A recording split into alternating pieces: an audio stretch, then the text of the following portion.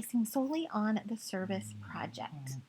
So, what exactly is a service project, especially after I spell it correctly? The definition for service is the action of helping or doing work for someone. And I really want you to expand your horizons in this sense. I don't want you to feel like you know what that is. I feel like we all are coming into it with some sort of preconceived idea, so it would be a good idea to write down right now what you think that is. What to you is service off the top of your head right now? So pause and write that down, and then we want to look at some steps.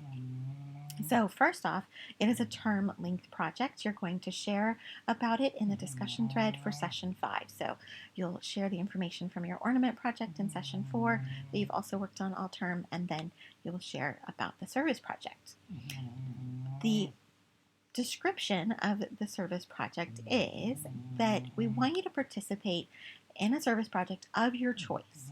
We want it to illustrate one or more major Advent or Christmas themes. So as we're reading, as we're watching, think about what we're seeing in those stories. Obviously, we can't, become an angel like in It's a Wonderful Life, but what kind of ideas are happening? What kind of things are transforming people or reaching people or showing people love. So serve wherever you'd like, but participate materially. Like, don't just write a check or donate some money. Obviously, that can be a wonderful thing to do. There is always a need, isn't there, for money with different groups and things like that.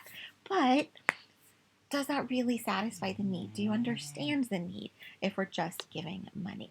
Be as creative as you want to be, or participate in someone else's project. The same way that everyone always needs money, they need bodies, they need help. So whether we are physically being there to build something, whether we're helping them shop for things, there are just so many different aspects that you can participate in. I immediately thought of the shoe boxes and that we need people helping us to wrap those. So whether we can fund the box by buying the items and providing them, or whether we go in and serve and use our time and wrap or do things like that. And again, this can feel like a sort of hefty project in the sense that maybe we don't have a lot of money to spend on it, but also, which obviously we want to avoid in our particular case because we don't want to pressure you to spend any money. But time is also incredibly valuable, and so we need to think about that as well. For one person, a whole day may be possible. Doing multiple days, that may be possible. For others, an hour or two may be an absolute limit on what they can possibly manage. So don't berate yourself over that. Look at what you can give that fits within your time right now, in your life right now, because our lives all look really, really different. So when we get to this project, we're going to share some information about it, describing it, explaining why we chose it, the themes that are illustrated in that service, and what we've gained from sharing about it. And then we're going to share it in session 5. So some things I've seen in the past, but also I want to look at some questions to help you decide, because remember, we've written down our preconceived idea of what this involves, what service means. So I've had students do things on their own. A student created a shopping environment in her garage for people to come by and shop, but without money. So obviously that took a lot of time. She needed to find donations. She needed to advertise it. She needed to create that space and be present for people and support them as they found things. So obviously that took a lot, and she involved her local community as well. So it was a big project. That to me is sort of the upper limits, because that was just so much. It was wonderful. I'm super proud of all the different ideas everyone had, but also that time frame may just be completely outside your abilities. On the opposite end of that, rather than being out there and soliciting the donations and things, another person let what I call, before I go shopping, letting my fingers do the walking.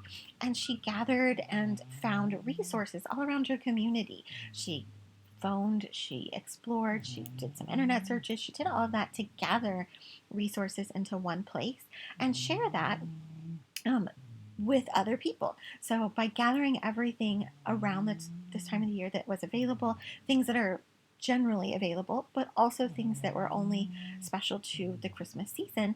And then she shared those pamphlets of information to local communities. So she focused on the elderly and seniors.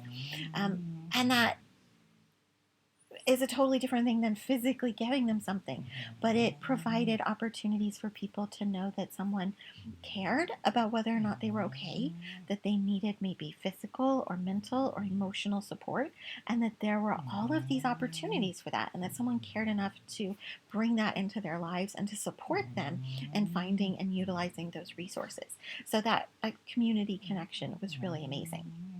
And of course, again, there are so many amazing resources out there that we can pitch in with. And there are lots of ways to do that, whether we are somehow supporting them, getting that list and finding the presents for it, or whether we're getting out there to find the people who are in need and asking them what they need and supporting them.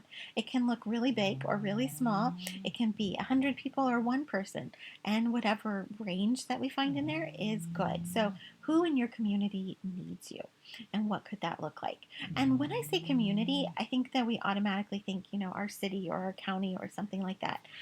But what about your family, even?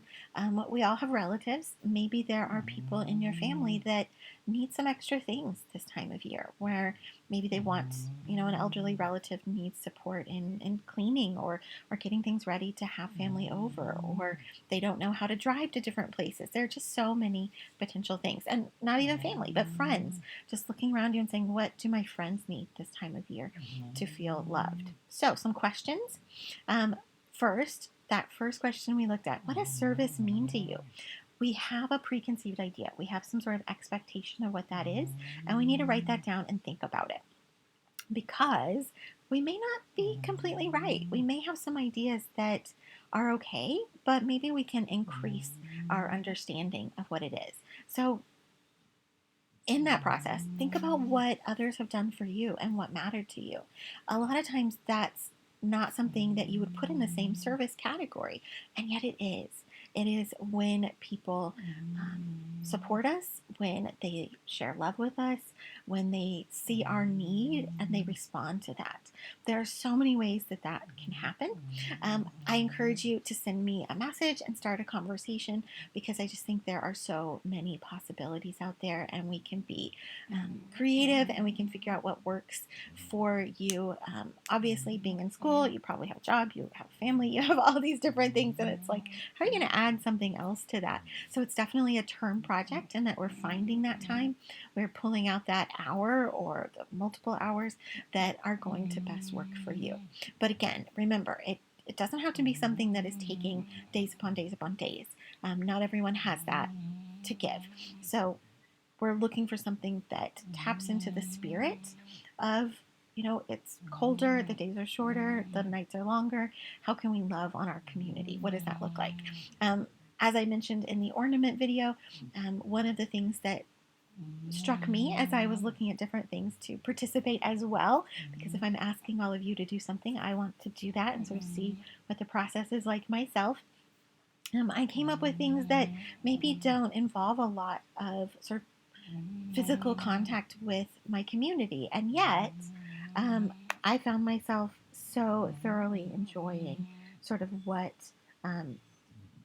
the possibilities that are out there in the Christmas season, and sharing signs in my windows and lights that I have done ever since, and that I still have people talk to me about when they see me outside in my garden, and they pause and they say, oh, thank you so much for that. I love walking by and seeing what your new signs are, and knowing that you are sharing love with the community. So send me a note, reach out, and we can talk about what could work in your community, and I can help you find projects that others are doing that you can tap into.